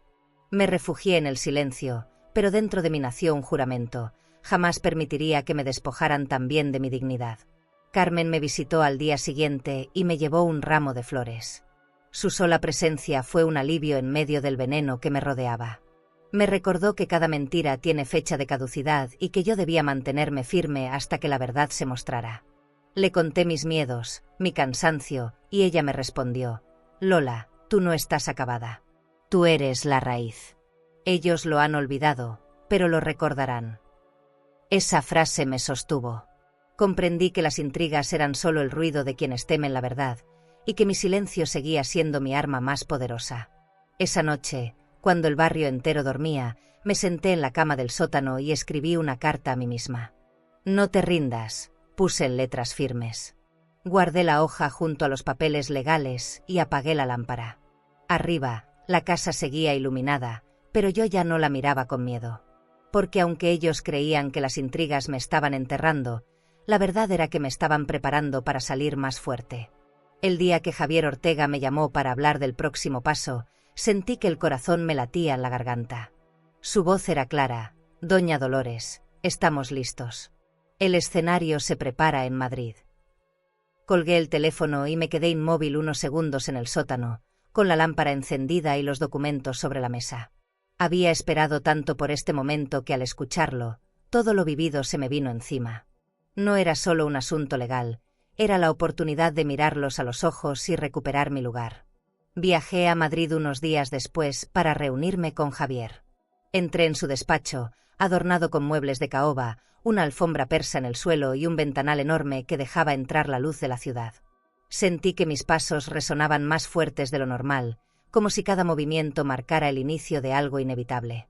Javier me recibió con un apretón de manos firme y me mostró la carpeta con las órdenes listas: congelación de cuentas, bloqueo de tarjetas de crédito, rastreo de propiedades. Era como tener un mapa detallado del castillo que íbamos a derribar. Me explicó que Ernesto planeaba una fiesta de cumpleaños en un hotel de 5 estrellas en Madrid, un evento que reuniría empresarios, políticos y amigos de la alta sociedad. Patricia ya presumía en su círculo que sería la velada del año, con mesas de mármol, lámparas de cristal y un menú preparado por un chef internacional. Mientras él hablaba, yo me imaginaba la escena, todos aplaudiendo, todos celebrando el poder que no les pertenecía. Y entonces, yo entrando con los papeles en la mano, interrumpiendo el teatro con la verdad. De regreso al sótano, me senté frente a la caja de madera donde guardaba todo. Abrí el vestido de seda azul que había encontrado semanas atrás, lo colgué en la pared y lo observé largo rato. Ese vestido representaba la mujer que había sido antes de la humillación, la que sabía caminar con dignidad sin importar quién la mirara. Decidí que lo usaría esa noche. No iba a entrar con ropa vieja ni con aspecto derrotado. Ellos habían querido reducirme al polvo, pero me verían resurgir como una reina. Mientras organizaba cada papel, pensaba en lo simbólico que sería ese momento. Ernesto y Patricia se habían acostumbrado a usar el lujo como máscara: viajes, perfumes, coches caros, cenas privadas. Yo, en cambio, llevaría la verdad en mis manos. No necesitaba joyas nuevas ni un bolso de diseñador para sostener mi fuerza. Bastaba con mostrar los números, las transferencias, las firmas. En silencio me repetía: esto no es venganza, es justicia. Y la justicia siempre llega. Javier me había pedido prudencia, me recordó que el golpe debía ser calculado. El poder no está en gritar, doña Dolores, sino en mostrar pruebas que nadie pueda negar. Sus palabras me acompañaban como un mantra. Imaginaba la cara de Ernesto al escuchar que sus cuentas estaban canceladas, la de Patricia al descubrir que su tarjeta ya no valía nada. Cerré los ojos y me permití sonreír. No era rencor lo que sentía, era alivio. El alivio de saber que por fin se invertirían los papeles.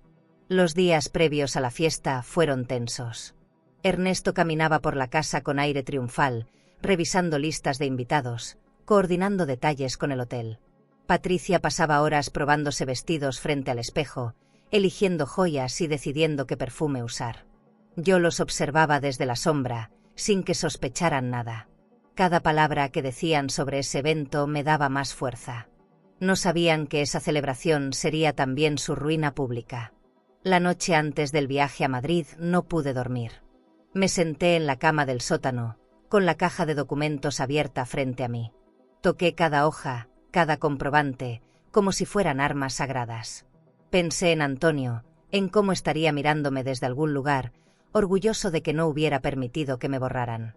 Respiré hondo y me prometí que caminaría por ese salón con la cabeza en alto, sin temblar, sin vacilar. No como víctima, sino como la mujer que siempre había sido. Al amanecer, preparé mi bolso con cuidado. Guardé el vestido de seda, un par de zapatos sencillos pero elegantes, y la carpeta de documentos que lo cambiaría todo. Cerré el sótano con llave, como quien cierra un capítulo. Caminé hacia la puerta principal con paso firme, escuchando mis propios tacones resonar en el piso. Afuera, el aire fresco de Sevilla me recibió con un abrazo invisible. No era solo un viaje a Madrid, era el inicio de mi renacimiento. Ese día comprendí que el lujo no estaba en lo que mostraban Ernesto y Patricia, sino en algo más profundo. El lujo era recuperar mi voz, mi respeto, mi decisión. Y esa noche, cuando atravesara las puertas del hotel, sería yo quien tendría la última palabra. ¿Y tú? ¿Alguna vez has sentido que la vida te da una oportunidad de devolver todo el dolor multiplicado? El hotel de Madrid brillaba como un palacio esa noche. Desde que crucé la entrada principal, sentí el peso del mármol bajo mis pies y la luz de los candelabros de cristal iluminando cada rincón. El vestíbulo estaba adornado con flores blancas y una alfombra roja que conducía hacia el salón principal. Respiré hondo y apreté con fuerza la carpeta que llevaba en mi bolso de cuero. Ese lugar estaba diseñado para impresionar, para mostrar poder, pero yo sabía que en unas horas ese mismo escenario se convertiría en la trampa de Ernesto y Patricia. Los invitados llegaban en coches de lujo, vestidos con trajes impecables y joyas que relucían bajo las luces del vestíbulo. Vi entrar a empresarios conocidos, políticos locales y socialites que Patricia adoraba tener de su lado. Desde la distancia los observaba mientras se saludaban con besos en el aire y brindaban copas de champán francés. Cada sonrisa era parte de un espectáculo social que, hasta esa noche, había protegido a mi hijo y a su esposa.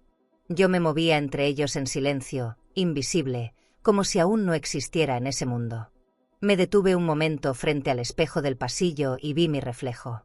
Llevaba el vestido de seda azul que había guardado tantos años, con un collar de perlas que Antonio me había regalado en nuestro aniversario.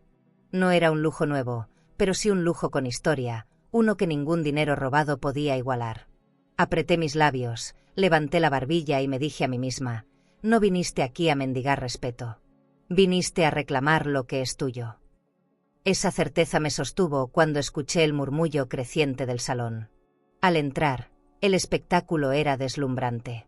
Mesas redondas cubiertas con manteles de lino blanco, centros de mesa con rosas rojas, copas alineadas con precisión. En el escenario, un grupo de músicos afinaba sus instrumentos, preparando melodías suaves que acompañarían la velada. Ernesto estaba en el centro, rodeado de hombres que lo felicitaban, con su traje de Armani y un anillo de oro brillando en su mano. Patricia, a su lado, llevaba un vestido turquesa cubierto de pedrería, sosteniendo una copa de vino como si fuera la reina de ese lugar. Me quedé unos segundos en la entrada, observando. Vi cómo se inclinaban hacia ellos, cómo los adulaban, cómo aplaudían sus supuestos logros. Era como asistir a una obra de teatro cuyo guión conocía de memoria, pero cuyo final sería distinto. Me senté en una mesa lateral, lejos de la atención, y desde ahí comencé a estudiar cada detalle. El movimiento de los meseros, el orden de los discursos, la forma en que Ernesto levantaba la copa cada vez que alguien lo celebraba. Todo eso era parte del escenario que se derrumbaría en cuestión de minutos. Cuando las luces bajaron ligeramente, el maestro de ceremonias anunció el brindis de honor.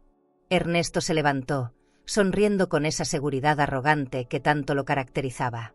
Levantó su copa de champán y pidió silencio. Quiero brindar por nuestra familia y por todo lo que hemos construido con esfuerzo, trabajo y visión. Sus palabras arrancaron aplausos. Patricia lo miraba embelesada, como si esas mentiras fueran poesía. Yo apreté mi bolso con fuerza y sentí el corazón golpearme el pecho. Era el inicio del momento que había esperado tanto. El salón estalló en aplausos y risas, copas chocando unas con otras. Los flashes de las cámaras iluminaban el rostro de Ernesto mientras levantaba la mano. En esa imagen, él parecía invencible. Pero yo sabía que esa misma luz se convertiría en el reflector que mostraría su ruina. Observé los rostros de los invitados, algunos incrédulos, otros entusiasmados, todos creyendo en la ilusión que él había construido con mi dinero. Cerré los ojos unos segundos y respiré hondo, preparándome para lo que venía. El murmullo bajó cuando Ernesto continuó hablando. Hoy es una noche especial, porque no solo celebramos mi cumpleaños, celebramos la consolidación de un sueño, el futuro que Patricia y yo hemos creado juntos. Su tono era triunfal, casi mesiánico. Yo no me moví, pero por dentro sentí un fuego recorrerme. Ese futuro del que hablaba estaba construido sobre mi sacrificio, sobre cada transferencia que había vaciado mis cuentas. Cada palabra que pronunciaba era un ladrillo más en el muro de mentiras que yo misma derrumbaría. Patricia se adelantó unos pasos y saludó con la mano, sonriendo como actriz en un escenario. Gracias por acompañarnos. Esta noche es el reflejo del amor y la unión que nos define. Esa frase fue demasiado. Me mordí los labios para no reír con amargura. Unión, amor, palabras vacías en boca de quienes me habían relegado al olvido. Observé cómo las luces resaltaban sus joyas, cómo el salón entero parecía girar en torno a ella. Y entonces comprendí que esa era la mejor puesta en escena. Cuanto más alto brillaran, más estrepitosa sería su caída. El maestro de ceremonias invitó a todos a levantar la copa de nuevo. Ernesto extendió la suya, y en ese instante lo supe, la próxima copa no sería de celebración, sino de vergüenza. Me acomodé en la silla, ajusté la carpeta dentro de mi bolso y levanté la vista con decisión. La fiesta apenas comenzaba, pero mi entrada aún no había ocurrido. Y cuando lo hiciera, nadie en ese salón olvidaría lo que estaba a punto de pasar. El murmullo del salón se mezclaba con la música suave del cuarteto de cuerdas. Yo permanecía en mi mesa lateral, observando cómo Ernesto levantaba su copa una vez más, convencido de que todos los aplausos le pertenecían. Mi respiración era lenta, calculada, como quien espera la nota exacta para entrar en una sinfonía. Toqué el bolso de cuero donde guardaba los documentos y sentí que el momento había llegado. Me levanté despacio, alisando con mis manos el vestido de seda azul. Cada paso hacia la puerta del salón era un desafío a los años de humillación. Cuando las puertas se abrieron, un silencio repentino recorrió la sala. La luz del pasillo se filtró detrás de mí y mis tacones resonaron contra el mármol. Los invitados giraron sus cabezas al unísono, sorprendidos de ver a una anciana caminar con tanta firmeza. Yo avancé con la mirada fija en Ernesto y Patricia, que al principio no parecieron reconocerme.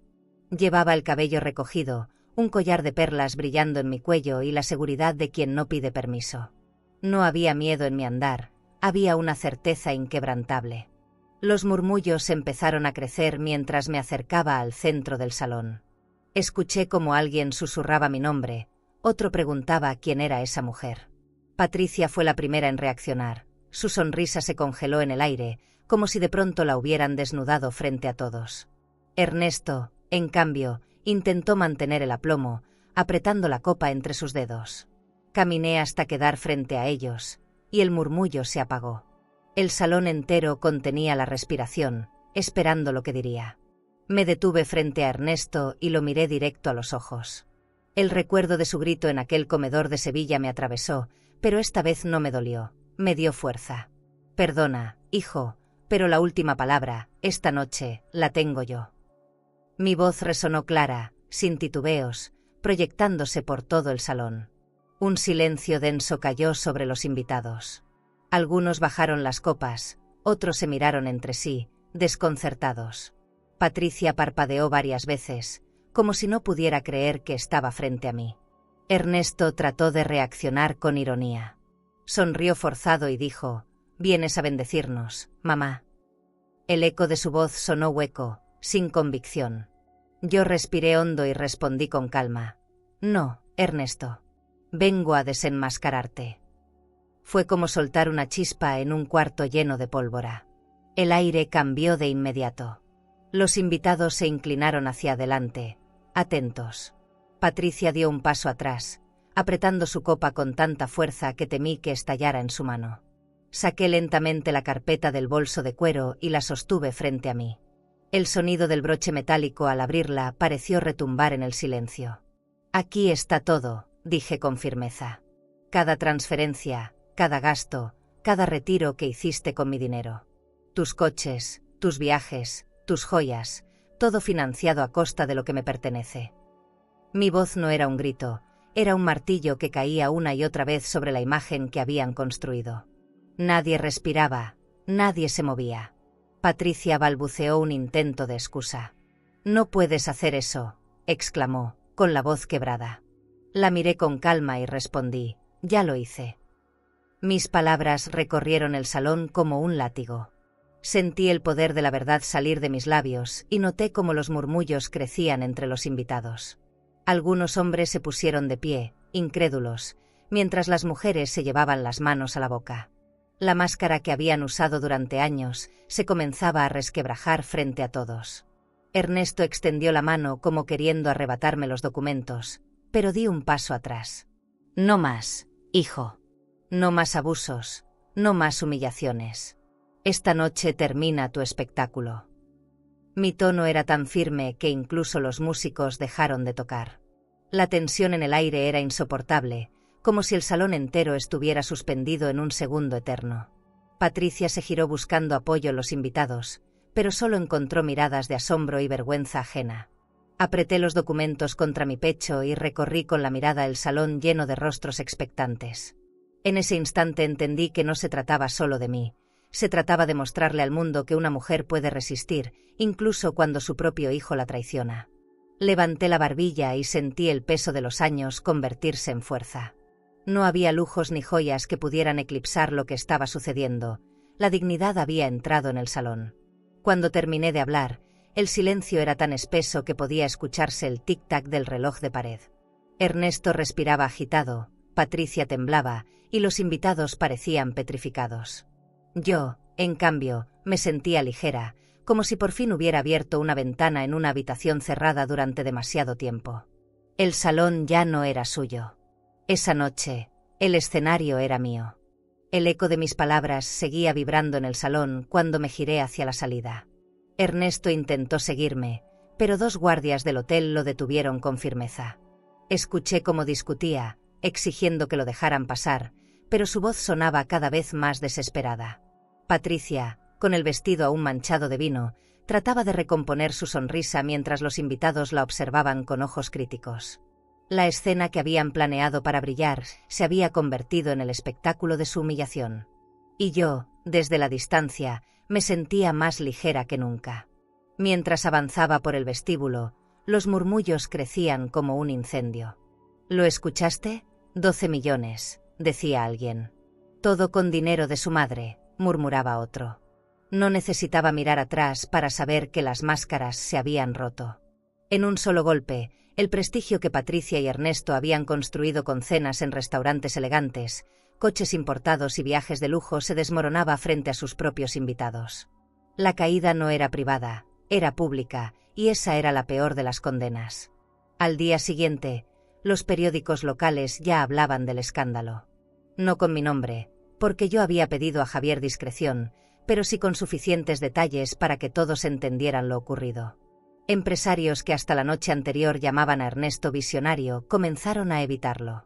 Patricia dejó de recibir invitaciones a los clubes privados donde antes presumía su bolso de diseñador y sus joyas brillantes. El silencio social era su nueva prisión, más dolorosa que cualquier sótano. Desde mi rincón en Sevilla, lo observaba todo con calma. Los coches de lujo comenzaron a desaparecer de la cochera, vendidos a prisa para cubrir deudas. Las tarjetas de crédito que usaban como si fueran ilimitadas dejaron de funcionar, y con ellas se fue el brillo de los restaurantes caros y los viajes improvisados. El eco de copas de cristal brindando se apagó en esa casa, reemplazado por discusiones que llegaban hasta mi sótano como rugidos desesperados. Una tarde escuché a Ernesto gritar por teléfono, reclamando a algún socio que ya no confiaba en él. Golpeaba el escritorio con rabia, acusando a todos de traidores. Patricia lloraba en silencio, sentada en un sofá de terciopelo, con los ojos hinchados y sin joyas en sus manos. Me asomé desde la escalera y los vi. La arrogancia se había esfumado, lo que quedaba eran 2 figuras rotas. Fue en ese momento que comprendí que no necesitaba hacer nada más. La verdad ya había hecho su trabajo. El barrio entero comenzó a murmurar. Aquellas vecinas que antes repetían las mentiras de Patricia ahora se apartaban de ella en la iglesia. En el mercado, escuché a 2 mujeres comentar que la señora Santamaría de verdad había regresado a poner las cosas en su lugar. Sonreí sin decir nada, porque no necesitaba confirmarlo. La dignidad, cuando vuelve, no necesita anunciarse. Se reconoce en el silencio respetuoso de quienes antes te subestimaban. Ernesto intentó acercarse a mí una tarde, con un gesto cansado y la voz más baja que nunca. «Mamá, tenemos que hablar», dijo desde la puerta del sótano. Lo miré fijo, pero no respondí. Cerré la puerta despacio, dejándolo del otro lado. No era venganza, era límite. No podía borrar de un plumazo la herida de años, ni el desprecio que había sentido en mi propia mesa. Él tendría que cargar con las consecuencias de sus actos. Patricia desapareció poco a poco de la vida social. Ya no había fotos en redes, ya no había cenas ni viajes. Su mundo se había reducido a 4 paredes llenas de deudas y silencios incómodos. A veces la escuchaba discutir con Ernesto, culpándolo de todo. Otras veces lloraba sola en el jardín, donde antes se pavoneaba con vestidos de seda. Me pregunté si alguna vez recordaría cómo me había expulsado de ese mismo lugar. Tal vez sí, pero ya era tarde. Yo, en cambio, comencé a caminar con más libertad por la casa. No necesitaba levantar la voz ni exigir nada. El respeto había regresado por sí solo. Cada habitación me parecía distinta, como si los muebles, las alfombras y hasta las lámparas reconocieran la verdad. Subía las escaleras con paso firme y bajaba al sótano solo cuando quería, no porque me obligaran. Ese cambio era mi mayor triunfo. Había recuperado el espacio que me habían robado sin necesidad de violencia, solo con la fuerza de la verdad. Esa noche, mientras cerraba las cortinas del salón, pensé en lo irónico de la vida. Ernesto y Patricia habían querido enterrarme en la oscuridad, pero fueron ellos quienes terminaron desterrados de la luz social. Yo, en cambio, había renacido. Y comprendí que la ruina más dolorosa no es la económica, sino la que deja el respeto en ruinas. Esa fue la verdadera herencia que recibieron, la vergüenza pública que nunca podrán borrar. Sostuve los documentos abiertos frente a todos, y la sala entera se inclinó hacia mí como si el papel mismo brillara más que las lámparas de cristal. Con voz firme, leí lo que había esperado pronunciar durante semanas. Tus tarjetas están bloqueadas. Tus cuentas, canceladas. Y los 12 millones que presumes, ya no existen para ti. El murmullo de los invitados fue inmediato, una ola de incredulidad que recorrió las mesas de mármol como un trueno. Nadie lo esperaba. Nadie podía imaginar que esa verdad explotaría en medio de su celebración. Ernesto me miró con el rostro desencajado, como si no entendiera mis palabras. «Estás loca, mamá», gritó, tratando de recuperar la compostura. Pero su voz temblaba. Yo no respondí. Solo levanté otro documento donde se confirmaban las órdenes legales firmadas esa misma mañana. Algunos invitados se acercaron para leerlos y sus rostros cambiaron de asombro a vergüenza. Patricia, con la copa todavía en la mano, dejó caer el vino sobre el vestido turquesa, manchándolo. La mancha roja parecía un símbolo perfecto de su caída. El maestro de ceremonias intentó calmar la situación, pero fue inútil. Los murmullos crecieron hasta convertirse en un murmullo ensordecedor. ¿Todo esto era mentira?, preguntaba alguien en voz alta. Con dinero de su madre, murmuraba otro. Sentí que mis palabras habían desarmado el teatro en segundos. Patricia trataba de reír, pero la risa se le quebraba en la garganta. Ernesto golpeó la mesa con el puño, haciendo vibrar las copas, como si el ruido pudiera borrar la realidad. Yo permanecí erguida, con la calma de quien ya no tiene nada que perder. No se hereda lo que no se respeta, pronuncié con voz clara, proyectando cada palabra. Vi cómo esa frase se repetía en los labios de los presentes, como si la saborearan. Algunos comenzaron a aplaudir tímidamente, otros se levantaron de sus asientos para observar mejor. Ernesto intentó arrebatar los papeles, pero los guardé en el bolso con un movimiento rápido. Lo miré directo a los ojos y le dije en voz baja, para que solo le escuchara: me robaste el dinero, pero no mi decisión. Patricia, desesperada, corrió hacia mí. «No puedes destruirnos de esta manera», exclamó con voz estridente. Me limité a mirarla y respondí: «Yo no los destruí. Ustedes lo hicieron cuando me enterraron viva en mi propia casa». Sentí que esa frase rebotó contra las paredes del salón como una verdad imposible de ignorar. Vi a varios empresarios retirarse discretamente, alejándose de la vergüenza pública. Otros cuchicheaban entre sí, evitando cruzar la mirada con Ernesto. La caída había comenzado, y era pública. El rostro de mi hijo se tornó rojo, los ojos vidriosos de rabia. Quiso hablar, pero las palabras no salían. Era como si por primera vez en su vida se hubiera quedado sin discurso. Patricia lo tomó del brazo, temblando, como si necesitara sostenerlo para no desplomarse. Yo los observé con una calma extraña, como si hubiera salido de mi propio cuerpo.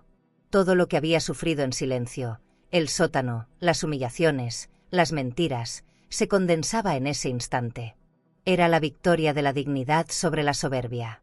El silencio volvió por un momento, interrumpido solo por los murmullos lejanos.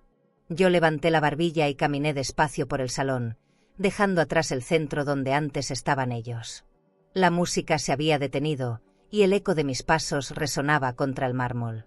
Cada paso era un recordatorio de que ya no era invisible. El lujo que tanto habían presumido se desmoronaba a mis espaldas, y yo caminaba con la fuerza de quien recupera su lugar en la historia. Me crucé con varias miradas. Algunas mujeres me sonrieron con respeto, como si reconocieran en mí la valentía que alguna vez desearon tener. Un hombre me inclinó la cabeza en señal de aprobación. Por primera vez en mucho tiempo, sentí que no estaba sola. El salón, que había sido el escenario de mi humillación silenciosa, ahora era testigo de mi resurrección. Y lo más poderoso fue darme cuenta de que ya no temía nada. Ernesto gritó mi nombre con rabia, pero nadie lo escuchó. Las voces de los invitados lo ahogaron. Patricia intentaba justificarlo, pero sus palabras eran huecas. Yo no necesité añadir nada más. Lo que debía decir ya había sido dicho, y cada documento mostrado era más fuerte que cualquier grito. Respiré hondo y me quedé quieta unos segundos, disfrutando de ese silencio que, por primera vez, estaba de mi lado.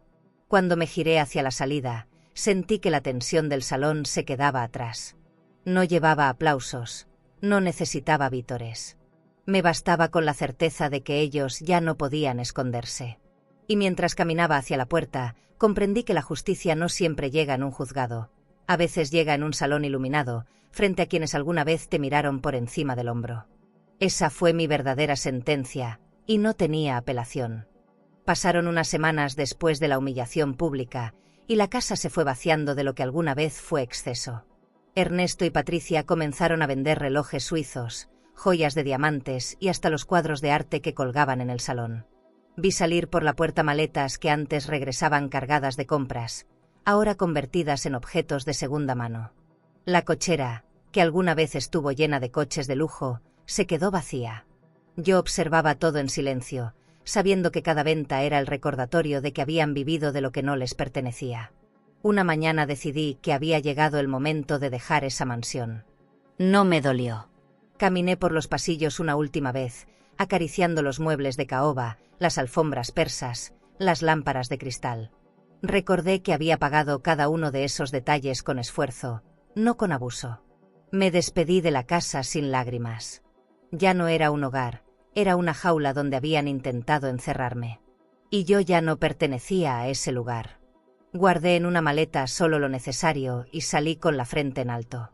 Me mudé a una casa sencilla en Córdoba, rodeada de olivos y con un jardín pequeño que yo misma podía cuidar. No tenía mármol ni ventanas enormes, pero tenía algo que había perdido por años: paz. Abrí las cortinas y dejé entrar la luz de la mañana, respirando el aire limpio sin el peso de las mentiras. La primera noche me acosté en una cama modesta, sin lujo, pero con la serenidad de saber que dormía en un espacio donde nadie me llamaría estorbo. Esa libertad no se compra con dinero. Con el dinero recuperado decidí fundar algo que naciera de mi dolor, pero que diera esperanza a otras. Así nació Madres de Fuego, una fundación para mujeres mayores que habían sido olvidadas o maltratadas por sus familias. Alquilamos un edificio pequeño y lo llenamos de colores cálidos, muebles sencillos y libros donados. No había lujo, pero sí dignidad. Cada mujer que llegaba con la mirada rota encontraba un lugar donde ser escuchada. Y yo me descubrí en ellas.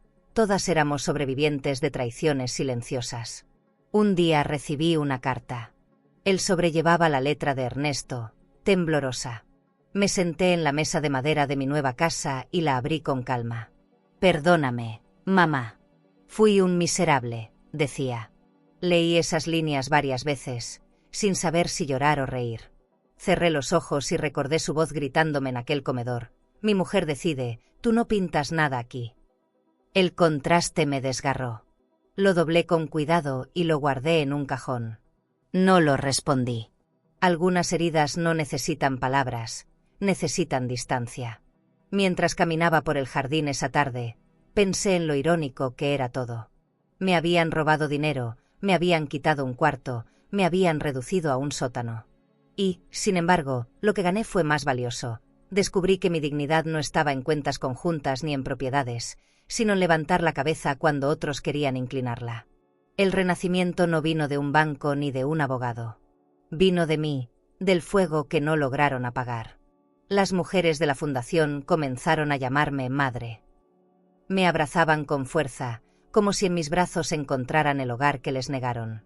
En sus ojos veía la misma historia repetida: hijas e hijos que las habían olvidado, familias que las habían reducido a un gasto. Pero también veía la chispa de resistencia, la misma que había encendido en mí.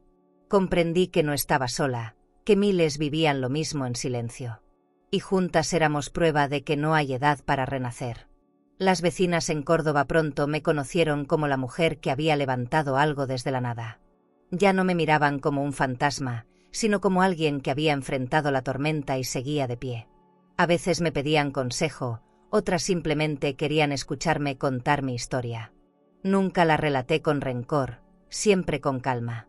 Porque entendí que la mejor venganza no es el grito, sino la serenidad que deja la justicia cumplida. Esa calma es un lujo que no se compra en ningún lugar. Una tarde, sentada bajo un olivo, acaricié las perlas que colgaban de mi cuello. No eran solo joyas, eran memoria. Recordé a Antonio, recordé mi juventud, recordé cada lágrima que se había convertido en piedra para sostener mi camino. Y sonreí. No había derrota en mí, había historia. Había dignidad. El lujo verdadero no eran los viajes ni los coches, era haber sobrevivido a la humillación con la cabeza en alto. Y yo lo había conseguido. Hoy, cuando pienso en lo que viví, no siento rabia. Siento gratitud. Porque de esa herida nació una fuerza que jamás imaginé tener. Ernesto y Patricia se quedaron con sus ruinas. Yo me quedé con mi renacimiento. Y mientras cuido mis olivos y escucho las risas de las mujeres en la fundación, sé que lo único que se impone con dignidad es el respeto. Y ese, finalmente, lo recuperé. ¿Alguna vez te han hecho sentir que ya no pintas nada en la vida de los que más amabas? Si hoy te sientes olvidada, relegada a un rincón o tratada como un estorbo, por favor, no dejes que eso defina quién eres. Tú no eres un mueble viejo ni una carga. Tú eres raíz, memoria, dignidad viva. Y aunque algunos hijos o nietos hayan cerrado los ojos a todo lo que diste, todavía hay quienes reconocen el valor infinito de tu historia. Tú ya diste lo mejor de ti, cuidaste, alimentaste, sostuviste hogares enteros con tus manos y tu paciencia. Quizás nunca te lo agradecieron como merecías, pero aquí, te vemos. Te escuchamos. Y queremos que sepas que aún hay capítulos hermosos esperando en tu camino. Tu dignidad es tu herencia más noble. Cuando aprendes a defenderla y a sentarte en tu propia mesa con la cabeza erguida, hasta los que te despreciaron terminan regresando a pedirte un lugar. Y entonces, querida, la decisión es tuya. No olvides esto, no estás sola, no estás acabada, y tu valor no depende del reconocimiento de otros. La vida todavía guarda flores para ti. Si esta historia tocó tu corazón, suscríbete al canal para seguir acompañando más relatos como este, y para que nunca olvides que tu dignidad siempre tiene la última palabra. ¿Crees que lo que acabas de escuchar fue impactante? Entonces espera conocer la historia de una madre a quien su propia hija le gritó: «Prefiero verte muerta que opinando aquí». Ella no se derrumbó, no imploró, pero lo que hizo después dejó a todos sin aliento. Te dejaré ese vídeo en la pantalla final para que lo veas ahora mismo. Haz clic y descubre la historia completa de «Mi hija me gritó, prefiero verte muerta que opinando aquí». Sonreí. Y lee, porque su final es tan poderoso que jamás lo olvidarás. Suscríbete al canal y dale like para descubrir relatos que solo una mujer con cicatrices puede entender, secretos que se arrastran por años, decisiones que desgarran, y verdades que llegan cuando ya es tarde, o justo a tiempo. Porque hay heridas que solo sanan cuando alguien se atreve a contarlas.